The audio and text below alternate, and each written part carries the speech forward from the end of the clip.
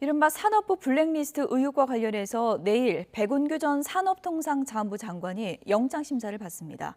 백 전 장관의 구속 여부가 문재인 정부 청와대 윗선을 겨냥할지 판가름할 분수령이 될 것으로 보입니다. 취재기자 연결돼 있습니다. 정인용 기자. 네, 사회 일부입니다. 네, 영장심사 내일 몇 시입니까?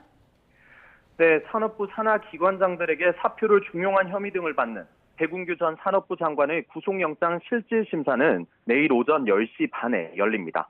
서울 동부지방법원에서 심사가 진행되는데 백 전 장관이 어떤 말을 할지도 주목되고 있습니다. 검찰이 청구한 백 전 장관의 구속영장에 적시된 혐의는 직권남용 권리행사 방해입니다. 세부 내용을 들여다보면 크게 세 가지인데요.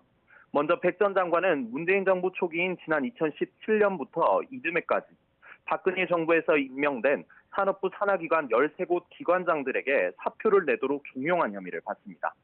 13곳 가운데 한 곳에서는 백 전 장관이 후임 기관장 임명을 부당하게 지원한 혐의도 받고 있는데요. 구체적으로 면접 등 채용 과정에 도움을 주는 방식으로 관여한 정황이 포착된 것으로 전해졌습니다.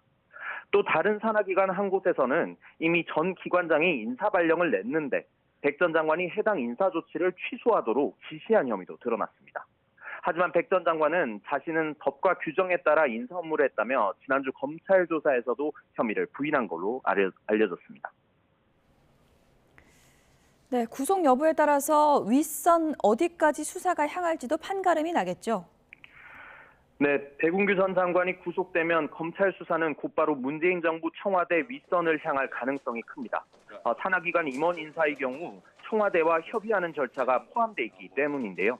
백 전 장관이 사전에 청와대와 어떤 교감을 했는지가 다음 수사 대상이 될 전망입니다. 특히 현재 고발장이 접수된 다른 정부 부처의 블랙리스트 의혹으로도 수사가 확대되는 등 문재인 정부를 겨냥한 대대적인 수사의 신호탄이 될 것이란 예측도 나옵니다. 반면 백 전 장관이 구속을 피하면 검찰 수사에도 적잖은 제동이 걸릴 거로 예상되는데요. 지난 2019년 환경부 블랙리스트 사건에서도 김은경 전 환경부 장관의 구속영장이 기각된 뒤 청와대 비서관급을 기소하는 수준에서 수사가 마무리된 바 있습니다. 마찬가지로 백 전 장관 신병 확보에 실패하면 이번 산업부 수사도 그 이상 윗선으로 뻗어나가지 못할 것이란 관측이 많습니다. 검찰이 결국 산업부 등 관계자 진술뿐만 아니라 얼마나 많은 물증을 확보했느냐가 구속 여부의 관건이 될 전망인데요. 다만 혐의가 어느 정도 입증되더라도 고발 3년이 지난 데다 전직 장관 신분이라 재판부가 증거인멸이나 도주 우려가 적다고 판단할 가능성도 배제할 수는 없습니다. 백 전 장관의 구속 여부는 내일 밤늦게 판가름 날 전망입니다. 지금까지 사회 일부에서 전해드렸습니다.